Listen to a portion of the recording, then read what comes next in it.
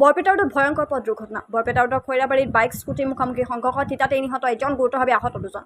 বৰপেটাৰ খৈৰাবাৰীত সংঘটিত হৈছে ভয়ংকৰ পথ দুৰ্ঘটনা। S15X6679 নম্বৰৰ বাইক আৰু এখন স্কুটিৰ মাজত সংঘটিত হোৱা ভয়ংকৰ পথ দুৰ্ঘটনাত নিহত হয় জাহিদুল ইছলাম নামৰ এজন 22 বছৰীয়া যুৱক। আনহাতে গুৰুতৰভাৱে আহত হয় আনোৱাৰ হুছেইন আৰু হাবিজুৰ ৰহমান নামৰ দুজন যুৱক। নিহত যুৱকজনৰ ঘৰ বৰপেটাৰ ডুমনি গাঁৱত বুলি জানিব পৰা গৈছে। ঘটনাস্থলীত বৰপেটাত আৰক্ষী উপস্থিত হৈ তিনিওজনকে বৰপেটাৰ FRUলৈ প্ৰেৰণ কৰে যদিও চিকিৎসকে জাহিদুল ইছলাম নামৰ যুৱকজনক মৃত বুলি ঘোষণা কৰে। আনহাতে গুৰুতৰভাৱে আনোৱাৰ হুছেইন আৰু হাবিজুল হক উন্নত চিকিৎসাৰ বাবে বৰপেটা মেডিকেল কলেজ হস্পিটেললৈ প্ৰেৰণ কৰে।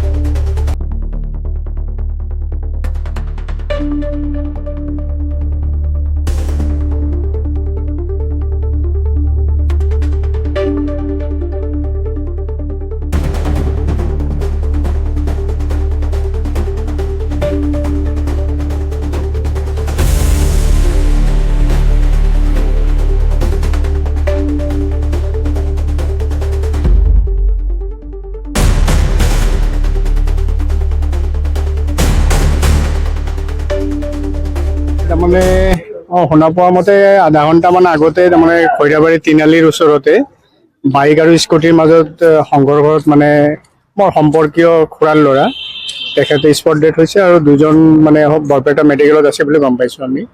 তো ল'ৰা দুজন ক'ৰ সেইখিনি আমি গম পোৱা নাই এতিয়ালৈকে। জাহিদুল প্ৰামাণিক, বয়স 22 বছৰমান হ'ব নেকি, 22-23 বছৰ। বাইক লৈ গৈ আছিল এই খৈৰাবাৰী আশ্ৰমৰ ওচৰত।